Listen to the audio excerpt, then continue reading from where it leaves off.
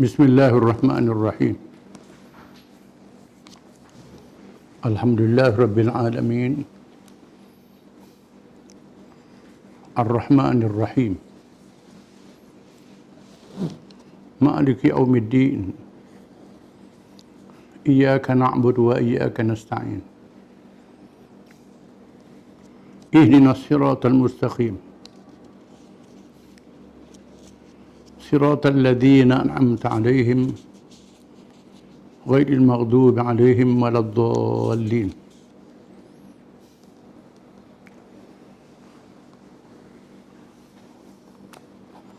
Rabbana zidna ilma warzuqna fahma.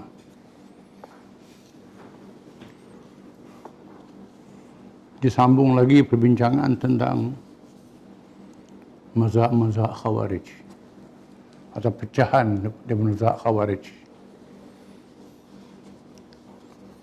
Di antaranya ialah mazhab Al-Baihasiyah. Mereka ialah pengikut seorang yang bernama Abu Baihas Al-Haytham bin Jabir. Setengah ulama berkata Al-Haytham bin Amir.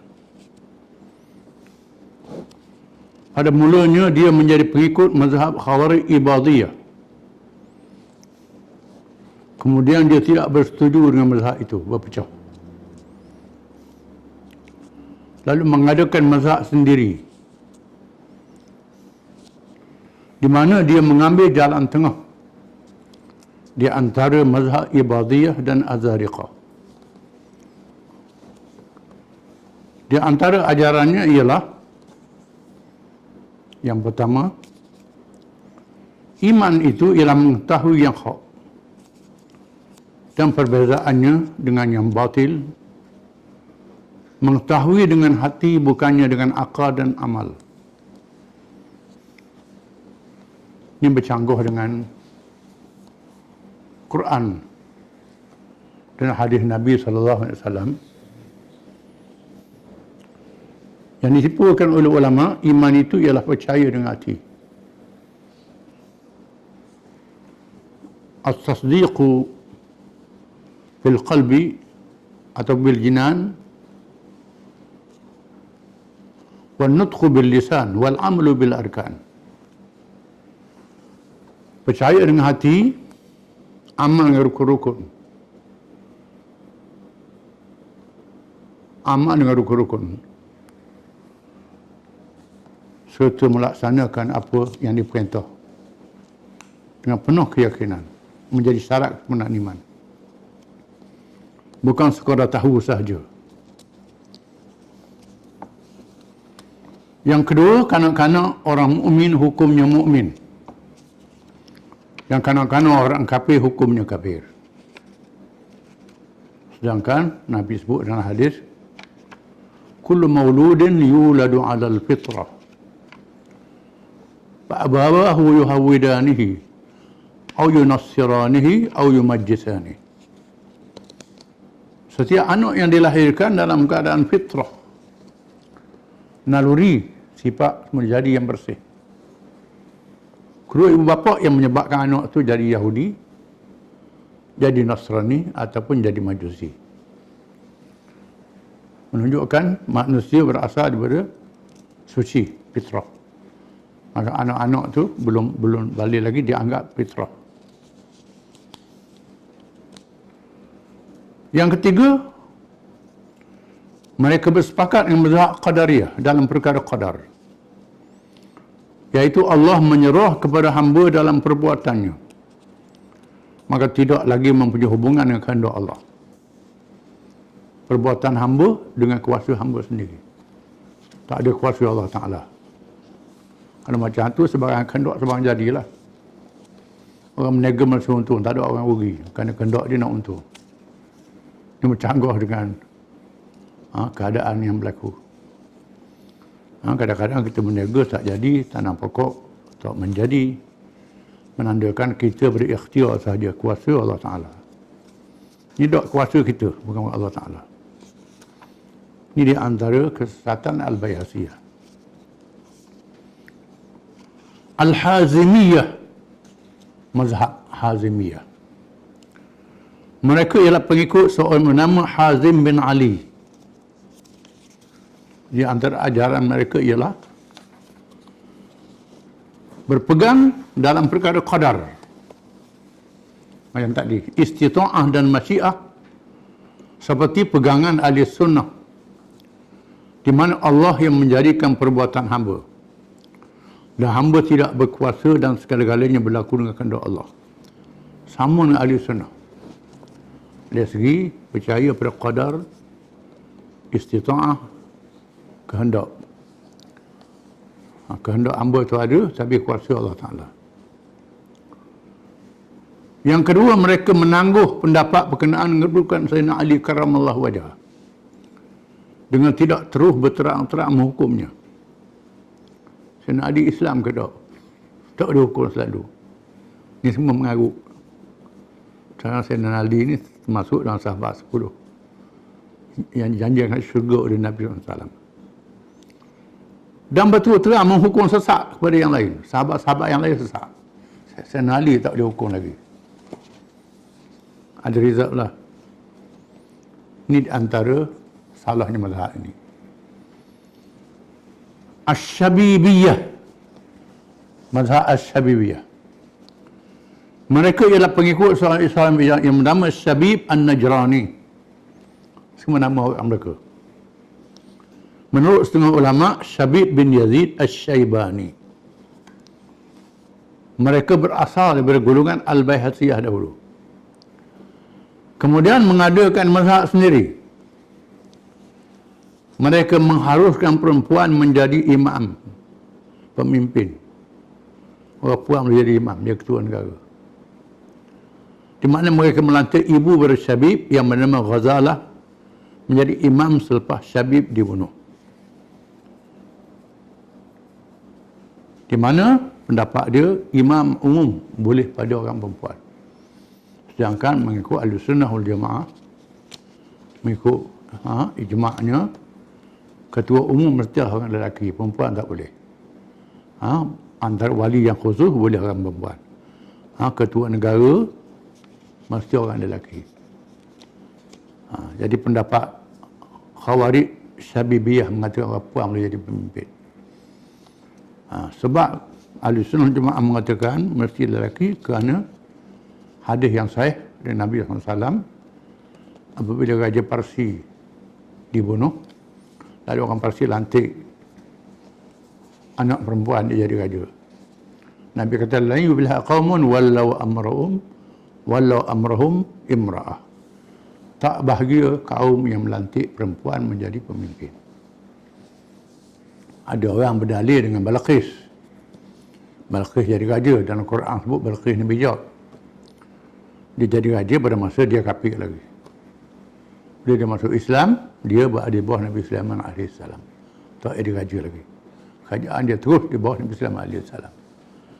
Jadi pendapat mengatakan berdalil dengan Balqis itu dalil yang tak betul, dalil yang salah. Mazhab Asy-Syabibiyah ini mengharuskan perempuan jadi imam, di mana mereka melantik ibu kepada Syabib yang bernama Ghazalah menjadi imam selepas Syabib dibunuh dalam peperangan. Khawarij ini memang suka perang. Dia memasuki Kufah di Iraq, lalu menjadi imam sembahyang subuh. Jadi itu imam yang subuh dengan membaca surah Al-Baqarah pada rakaat yang pertama dan surah Al-Imran rakaat yang kedua. Oh, panjang sembahyang.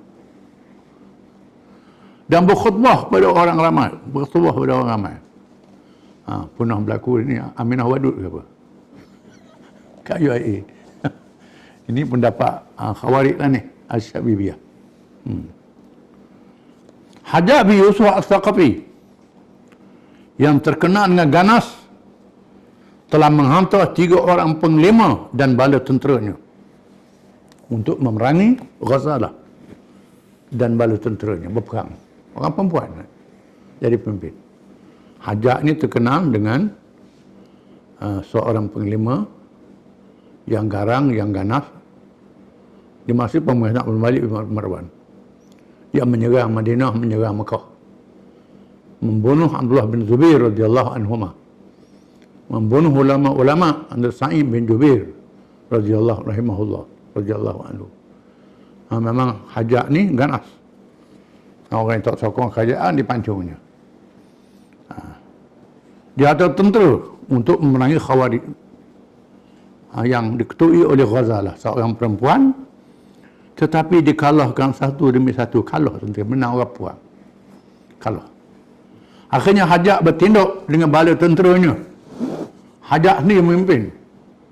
Tetapi Ghazalah dan bala tenteranya memaksa Hajjaj lari bertempiaran. Oh, hebat. Hajjaj berkalah perang dia ni. Bijak. Sehingga seorang penyair mempersendakan Hajjaj dengan katanya, dengan syair dia. Orang Arab terkenal syair Peli. Ada syair. Sama syair dia. Asadun alayya fil hurubin amatun. Rabra'u tajfalu min safiri safiri. Halla barazta ila ghazalata fil waga. Bal kana qalbuka fi janahi ta'iri. Sada'ta ghazalata qalbahu bifawarisha. Tarakta madabirahu ka'amassid dabiri. Sedap syair ni. Syair Peli. Hajjaj ni baikkan sangat. Artinya dia, Hajjaj ni adalah singa apabila bertindak terhadapku. Rupanya di medan perang burung kasuari yang pengecut. Singa melarikan diri dari suara yang berbunyi. Mengapa awak tidak berani menentang perempuan Ghazalah itu di medan perang? Bahkan hatimu yang penakut itu berada di dua sayap burung. Perempuan Ghazalah itu mengejutkan hatinya dengan pahlawan berkuda. Awak bertempiaran pengecut mundur paling tercorot. Ini makna saya dia. Dipuli oleh orang. Di antara ajaran golongan ini ialah yang pertama, harus tidak melantik imam. Tak ada ketua negara, tak ada negara, tak ada ketua, tak ada pemerintah. Pakai ikut anda, ikut suka. Ini semua mengaku. Mestilah kalau bermasyarakat kena ada pemimpin. Lebih pada raja dia, semua ada pemimpin dia. Binatang bermasyarakat ada pemimpin. Macam mana manusia bermasyarakat tak ada pemimpin. Nabi sebut dalam satu hadis, tidak harus bagi 3 orang yang musafir kalau tak lantik seorang jadi ketua. Nabi kata, kalau kita berjalan musafir, 3 orang, kelantik seorang jadi ketua. Itu adab yang ajar Nabi kita sallallahu alaihi wasallam. Nabi ajar begitu. Ini tak perlu ketua negara. Ini semua ajaran Khawarij. Ada juga orang pengaruh ni, bosang, huru-hara, payah sangat, pakai masing-masing, tak payah kerajaan lah. Ini semua ajaran sesat, ajaran salah. Dalam Islam mesti kena ada ketua negara, pemimpin. Masalah dia zalim, itu cerita lain. Yang kedua, pendapat mereka sahnya khilafah Abu Bakar, Umar. Abu Bakar dengan Umar sah jadi ketua negara. Adapun Uthman dan Ali sah pada peringkat awalnya sahaja. Sayyidina Uthman, Sayyidina Ali mula-mula molek sah. Di hujung tu tak sah kata dia. Yang ketiga bersepakat dengan Khawarij yang lain. Menghukum kafir pada orang-orang yang mengerjakan dosa besar. Buat kerja dosa besar jadi kafir tu. Ini pendapat yang salah. Bercanggah dengan Quran, bercanggah dengan hadis Nabi SAW. Kerana orang mengerjakan dosa besar selagi ada iman dalam diri dia, tetap dia seorang beriman. Disebut dalam hadis-hadis yang sahih, orang buat dosa besar masuk neraka pun kalau ada iman sebesar zarah, akhirnya masuk syurga juga. Lain orang kafir. Yang keempat, kerana orang kafir hukumnya kafir, sehingga dia balik dan beriman. Budak-budak kafir itu, anak-anak kafir itu kafir, sehingga dia balik, dia masuk Islam, boleh jadi Islam. Sedangkan dia sebut pada awal tadi, kanak-kanak adalah fitrah. Yang kelima, berpegang dengan ajaran Mu'tazilah dan perkara qadar. Qadar tu mengikut kuasa hamba, bukan kuasa Allah Ta'ala. Demikianlah secara ringkas pengenalan golongan Khawarij dan pecahannya, dan beberapa mazhab yang kecil tidak dinyatakan. Banyak lagi mazhab yang kecil-kecil. Bahkan kebanyakannya telah pupus dalam lipatan sejarah. Wallahu a'lam. Kebanyakan mazhab ni tak ada, dah hilang. terutama dalam kitab saja ada. Sebahagiannya dianut oleh pengikut ajaran sesat yang terpencil zaman ini. Ada. Kita dengar.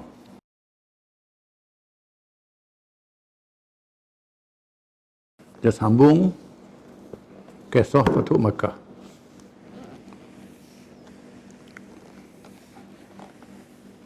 Bismillahirrahmanirrahim.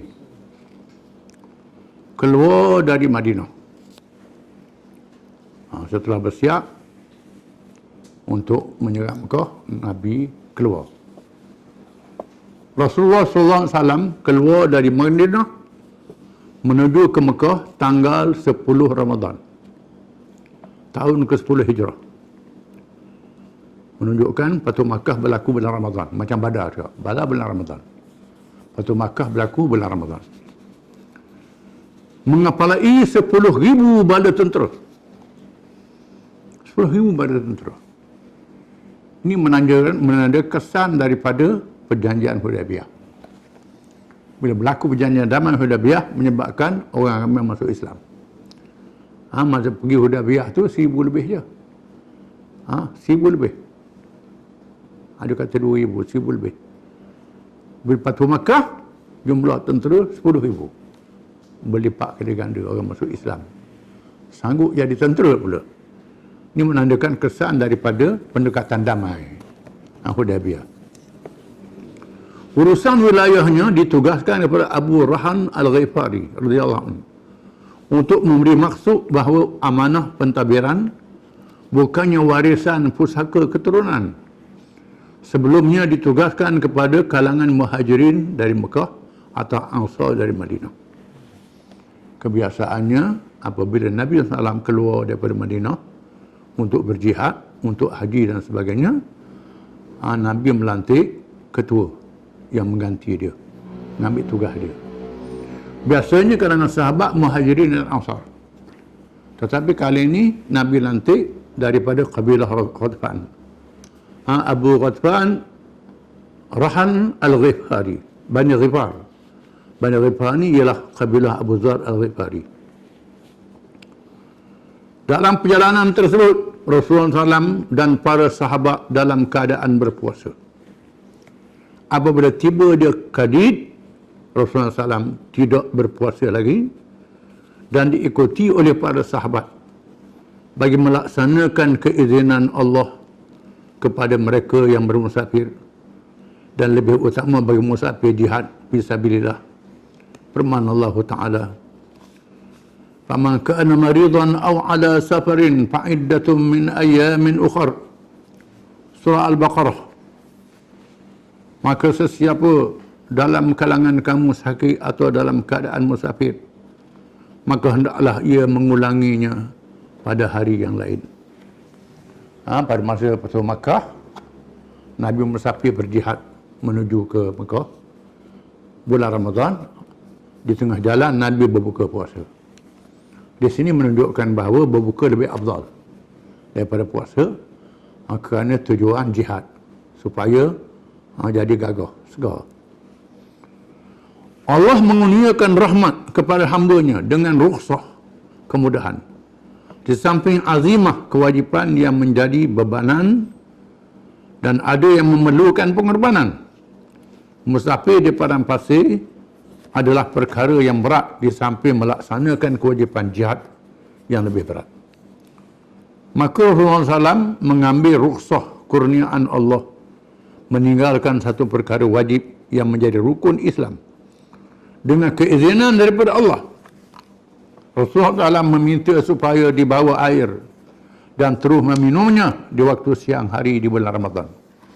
Seterusnya dalam keadaan tidak berpuasa sepanjang perjalanan.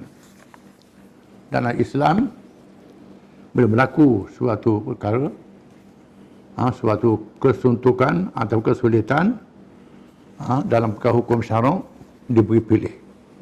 Yang pertama, rukhsah. Yang kedua, azimah. Rukhsah ialah memilih kemudahan yang Tuhan beri. Seperti musafir kerana haji, kerana berjihad dan seumpamanya. Tuhan beri izin, boleh berbuka puasa. Ini nama rukhsah. ataupun tak berbuka, sanggup menghadapi kesusahan. Ini azimah. Azimah kita tak ambil rukhsah, kita ambil yang payah. Rukhsah kita ambil kemudahan yang Tuhan beri. Mana lebih afdal dua perkara ni? Tengok keadaan. Dalam keadaan tertentu, azimah lebih afdal, tak berbuka. Dalam keadaan tertentu, rukhsah lebih afdal. Dalam keadaan ini Nabi SAW memilih rukhsah, memilih buka puasa kerana menjalankan kewajipan jihad yang lebih besar lagi daripada kewajipan yang lain. Maka jihad ni memerlukan kecergasan, tubuh yang kuat, sihat. Kalau puasa jadi letih. Nabi memilih rukhsah. Seperti perempuan yang mengandung sebagai contoh. Kalau bimbang pada anak dia, dia rukhsahkan dia boleh berbuka puasa. Kalau puasa tak ada apa-apa, boleh coba. Pilih azimah puasa juga. Tetapi keadaan ini, rukhsah lebih afdal. Itu kelebihan Tuhan beri. Hadiah Tuhan beri. Apabila mereka tiba di Jufnah, tiba-tiba Rasulullah SAW bertemu Al-Abbas, bapa saudaranya, bersama keluarganya dalam perjalanan untuk berhijrah ke Madinah. Kerana dia dan keluarganya telah beriman. Sebelum beriman, dia termasuk dalam kalangan keluarga yang mempertahankan Rasulullah SAW. Maka keimanannya sangat membelakan Rasulullah SAW. Menarik dalam perjalanan nak pergi ke Mekah, tiba-tiba terserempak dengan bapa saudaranya Abbas bin Abdul Muttalib. Abbas ni termasuk dalam keluarga yang mempertahankan Nabi SAW walaupun dia tak masuk Islam lagi. Tapi kali ini dia datang ke Madinah untuk masuk Islam. Sudah tiba masanya untuk masuk Islam. Walaupun dia bela Nabi pada awalnya, dia tak masuk Islam lagi. Bahkan pada masa Bai'atul Aqabah pun Abbasnya ada, tak masuk Islam lagi masa itu. Kali ini dia masuk Islam. Maka Nabi sangat bergembira kerana bapa saudaranya sendiri telah masuk Islam, dapat hidayah daripada Allah. Apabila tiba di Abwa, berjumpa pula dengan dua orang sepupunya, iaitu Abu Sufyan bin Al-Haris dan Abdullah bin Umayyah. Ummul Mukminin Ummu Salamah radhiyallahu anha memaklumkan kepada Rasulullah sallallahu alaihi wasallam, tiba-tiba Rasulullah tidak melayan kedatangan mereka kerana terlibat dengan penentangan yang keras terhadap Islam ketika di Mekah. Dua orang ni jahat sangat masa jahiliah. Nabi terkasih hati keluarga dia, yang dekat, termasuk dalam sepupu dia dua orang ni, tapi kuat menentang Islam. Dia mari nak masuk Islam, Nabi tengok kejahatan dia. Nabi dia manusia juga, ada perasaan. Bila Ummu Salamah beritahu dua orang ni mari nak masuk Islam, Nabi layan begitu-begitu aja, tapi tak layan dengan mesra. Kan terlalu marah. Abu Sufyan bin Al-Harith pernah mengeluarkan kata-kata yang sangat kesak terhadap Rasulullah SAW. Adapun Abdullah bin Abi Umayyah kerana pernah mencabar supaya ditunjukkan Rasulullah naik ke langit dengan memanjat tangga dan membawa kitab yang dibawa turun dengan diiringi oleh malaikat supaya menjadi syarat untuk dia beriman. Cabar Nabi. Kalau mula tunjuk naik ke langit, membawa kitab. Aku tengok dengan mata, baru aku percaya. Ini sebut dalam surah Al-Isra, kisahnya. Inilah orangnya. Sehingga turun ayat Quran menceritakan kejahatan mereka. Maka Nabi sangat terasa. Apabila Ali karramallahu wajhah mengajar mereka berdua supaya merayu dengan menyebut kisah saudara Nabi Yusuf AS yang dimaafkan oleh Nabi Yusuf AS, apabila mereka melakukan jenayah yang sangat jahat dan mereka menghadap Nabi Yusuf AS, Allah SWT menceritakannya dengan firman-Nya dalam Al-Quran. Qalu tallahi laqad atharakallahu alaina wa in kunna lakhati'in. Mereka, yakni saudara-saudara Nabi Yusuf berkata, demi Allah, sesungguhnya Allah telah melebihkan dan memuliakan engkau daripada kami disebabkan takwa dan kesabaranmu, dan sesungguhnya kami adalah orang-orang yang bersalah. Adik-adik Nabi Yusuf dan kisah surah Yusuf, buat Nabi Yusuf dalam telaga. Mudah tak mati Allah Ta'ala nak panjangkan cerita Nabi Yusuf diselamatkan.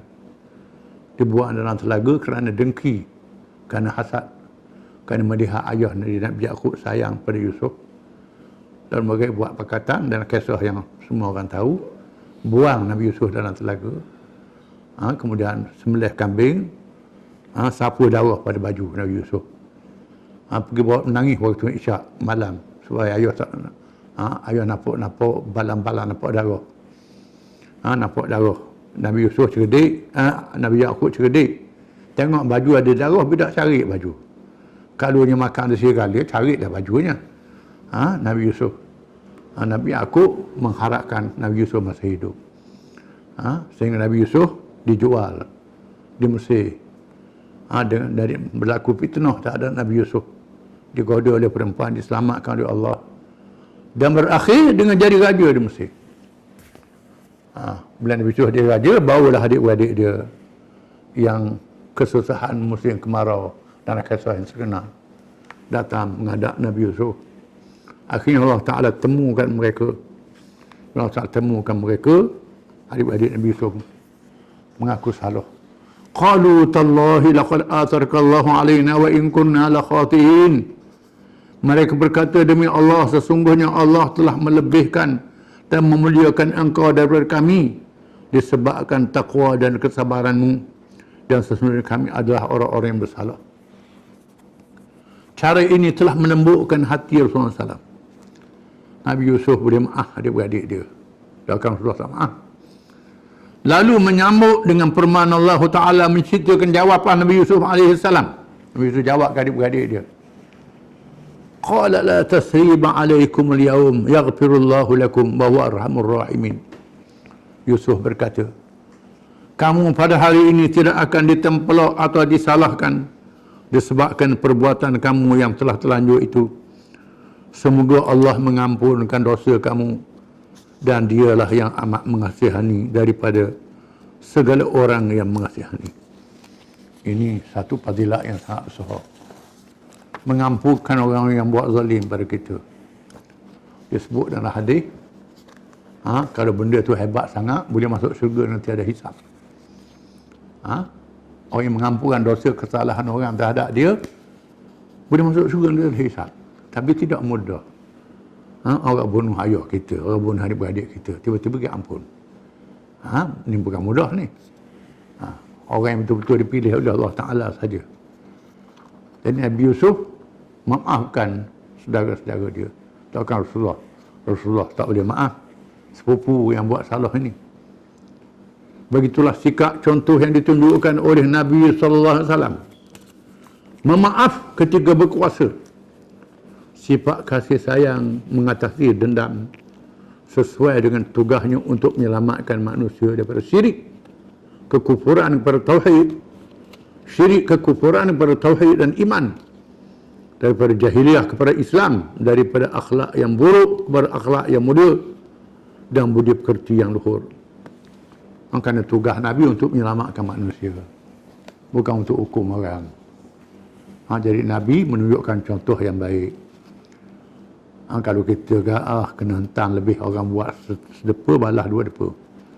Biasanya begitulah. Geram. Jadi tak boleh geram ini. Yang lebih afdal ialah kita memaafkan. Allah Ta'ala berfirman memuji Nabi SAW. Laqad ja'akum rasulun min anfusikum azizun alaihi ma anittum harisun alaikum bil mu'minina raufur rahim. Sesungguhnya telah datang kepada kamu seorang Rasul dari kalangan kamu sendiri. Terlalu berat rasanya terhadap apa yang menimpa kamu. Terlalu ingin untuk kebaikan kamu, dan sikapnya terhadap orang-orang beriman terlalu kasih dan penyayang. Ini sifat yang ada pada diri Nabi SAW yang dipuji oleh Allah Ta'ala. Nabi sangat sayang pada umat dia. Kalau boleh Allah Ta'ala ampunkan dosa umat dia. Kalau boleh seramai-ramai umat dia masuk syurga. Dia ampun Allah kalau berdosa. Ini sifat Nabi SAW. Berlaku satu kisah yang lain. Ibnu Qayyim meriwayatkan bahawa Abu Sufyan bin Al-Haris radhiyallahu anhu menganut Islam dengan sebaik-baiknya. Lepas pada Madinah Nabi maaf, Abu Sufyan bin Haris ini menganut Islam. Abu Sufyan bin Al-Haris. Dia Abu Sufyan bin Harb itu lain. Ada cerita lain. Ini Abu Sufyan bin Al-Haris. Abu Sufyan bin Al-Haris dan Abu Sufyan bin Harbin. Itu lain. Ini Abu Sufyan bin Al-Haris, pupu Nabi. Abu Sufyan bin Al-Haris tidak mengangkat muka di hadapan Rasulullah SAW kerana terlalu malu mengenangkan tindakannya di zaman jahiliah. Malu. Rasulullah SAW sangat mengasihinya dan menyaksikan dia menjadi ahli syurga dan bersabda, aku mengharapkan dia menjadi pengganti kepada Hamzah. Hamzah yang dibunuh dalam perang Uhud. Nabi mengharapkan Sufyan mengganti Hamzah, seorang pahlawan. Ketika dia dalam keadaan nazar menghadapi hari kematiannya, dia berkata pada orang-orang yang berada di sisinya, janganlah tangisi kematianku ini. Demi Allah, aku tidak bercakap tentang dosaku sejak aku menganut Islam, kata dia. Sesat. Kerana dia kafir dulu, sesat. Ini insaf sungguh ni. Demikianlah tanda keikhlasan taubat nasuha. Taubat yang suci murni, yang sungguh-sungguh. Tidak cukup dengan janji bahawa Islamnya seorang menghilangkan dosa yang telah lalu dengan keyakinan keampunan dosa setelah menganut Islam, tak padan dengan taubat saja, tapi dengan pengorbanan. Tetapi kesilapan melakukan dosa di zaman jahiliah dirasa amat berat bagi dirinya kerana terlalu malu di hadapan Allah dan Rasulnya. Dosa ditebus juga dengan berjihad penuh pengorbanan, sehingga Abu Sufyan Al-Harith termasuk dalam kalangan orang-orang yang gagah berani. Tidak berganjak ketika Rasulullah SAW dikepung musuh di medan peperangan Hunain yang terkenal. Dia buktikan. Pada perang Hunain, dia buktikan. Dia ni berani sungguh, ikhlas mempertahankan Nabi. Kita akan baca kisah perang Hunain. Tak apalah, kita sebut ringkas dulu. Selepas Fathu Makkah, Nabi dapat maklumat Saqif dengan Hawazin berkumpul pada tentera yang ramai. Lalu Nabi dengan jumlah 10,000 pada tentera, sahabat-sahabat yang merasakan ramah pada tentera, tak ada siapa yang boleh mengalahkan kita. Mayu ujub, perasaan kagum, lupa pada Allah Ta'ala, lalai sekejap. Bila mereka sampai di Hunain, tiba-tiba mereka dikepung oleh musuh di lembah Hunain yang menyerang dengan panah di sekenap penjuru, menyebabkan 10,000 pada tentera lari bertempiaran. Tinggal 100 orang dalam 1,000. Ratus je tinggal. Tak lari. Dia antara tak lari ialah Abu Sufyan bin Al-Harith ni. Yang bertaubat ni. Dia tak lari. Nabi berani pada orang lain lah.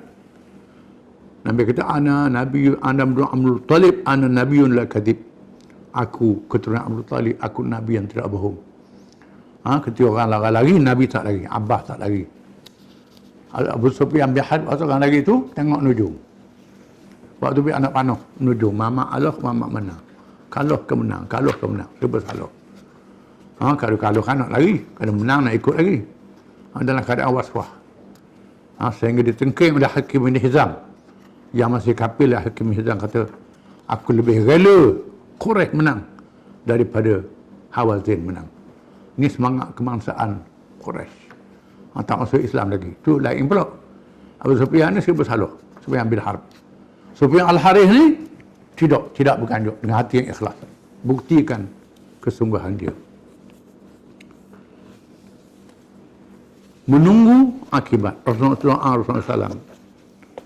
Doa Rasulullah SAW diperkenankan oleh Allah apabila pergerakan tentera Islam tidak dapat dikesan oleh musuh. Walaupun jumlahnya terlalu besar, dia anggarkan 10,000 anggota. 10,000 anggota. Ada yang meriwayatkan jumlahnya 12,000. Musuh tak sedar kedatangan mereka. Dia sembunyi oleh Allah Ta'ala. Jumlah 10,000, kata rakyat 12,000. Jumlah yang besar, musuh tak sedar sampai di Mekah waktu malam. Musuh menyedari dan merasai dengan rasa takut dan gelisah akibat mencabuli perjanjian Hudaybiyah. Mereka pasti dihukum dengan keras. Ada kalangan mereka yang bersikap terus menerima Islam. Ada yang lemah semangat menentang kerana rasa sangat bersalah. Dan ada pula yang degil sekerah-kerahnya.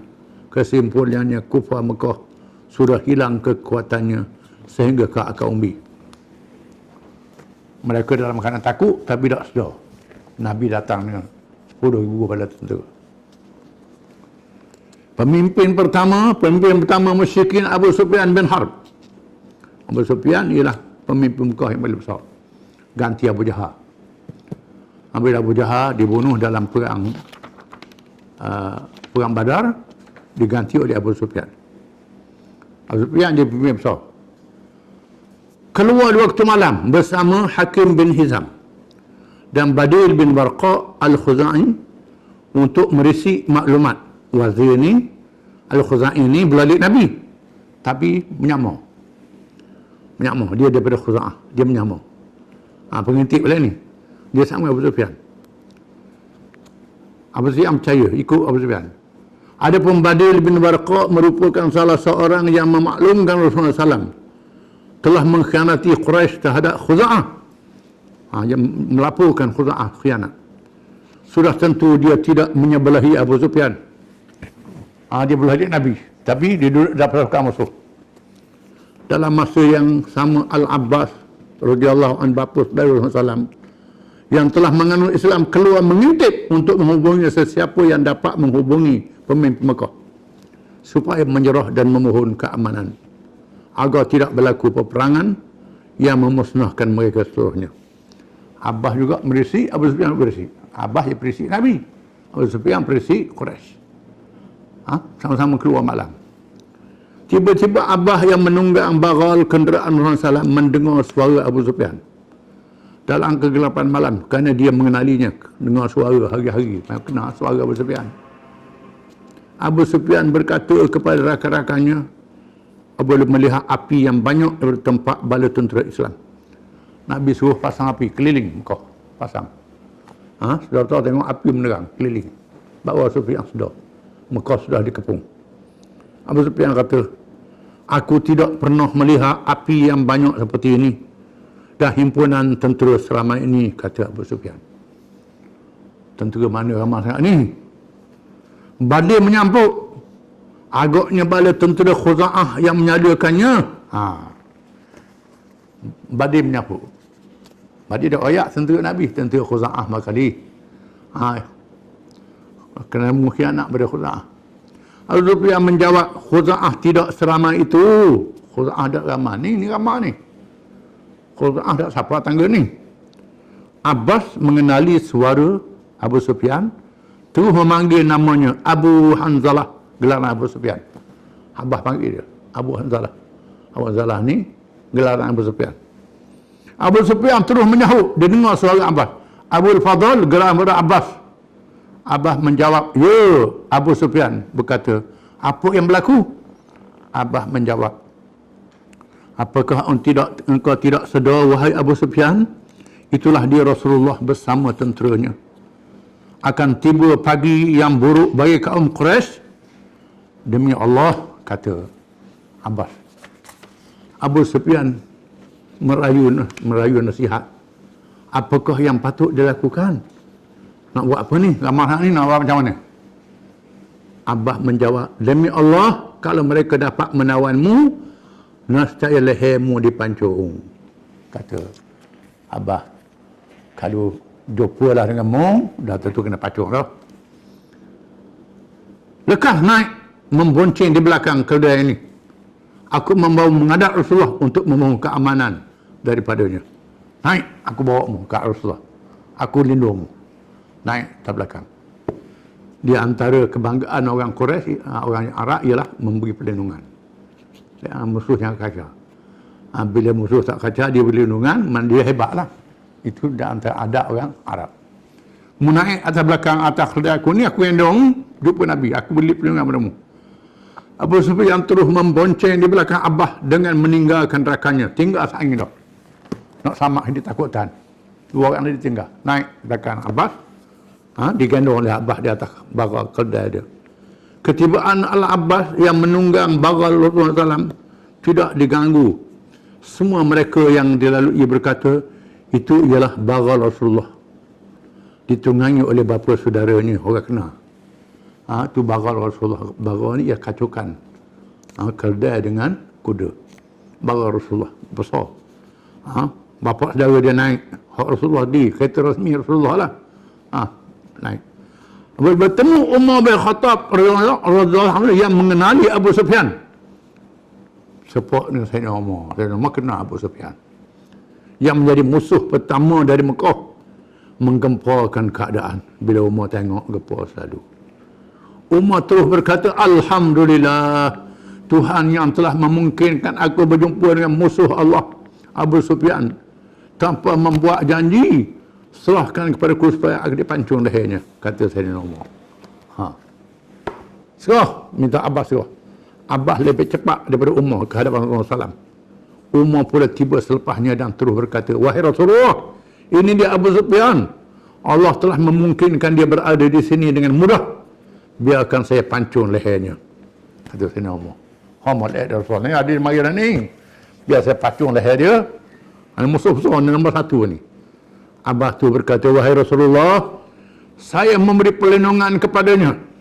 Kata Abbas, saya lindungi dia. Tak boleh buat apa-apa. Saya melindungi dia. Umar berkata, wahai Abbas, aku lebih suka engkau masuk Islam daripada ayahku Al-Khattab masuk Islam. Kerana aku mengetahui Rasulullah terlalu inginkan engkau masuk Islam daripada ayahku Al-Khattab masuk Islam. Sayyidina Umar kata, aku suka masuk Islam daripada ayahku masuk Islam. Pasal apalah membuat begini? Dia sekarang ni, Rasulullah SAW bersabda, wahai Abbas, bawa dia ke tempatmu dan bawa dia ke tinggi pagi esok. Bawa ke kemahmu. Pagi esok bawa. Bila tiba waktu pagi, Abbas membawa Abu Sufyan menghadap Rasulullah SAW. Rasulullah bersabda, wahai Abu Sufyan, Rasulullah kata Abu Sufyan, wahai Abu Sufyan, adakah belum tiba lagi masa untukmu mengaku dan percaya bahawa aku ini Rasulullah? Mula siapa masa percaya aku ini Rasulullah? Abu Sufyan menjawab, demi Allah, di dalam hatiku masih ada lagi suatu perasaan. Kata Abu Sufyan, ada lagi hati ni tak hatinya. Abah menengking, berdebah engkau masuk Islam. Jangan tunggu lagi. Mengucaplah bahawa tiada Tuhan yang sebenar melainkan Allah, Muhammad itu Rasulullah, sebelum lehermu dipancung. Kata Abbas. Tiba-tiba Abu Sufyan mengucap dua kalimah syahadah untuk mengaku menjadi seorang Islam. Jekoh masuk Islam.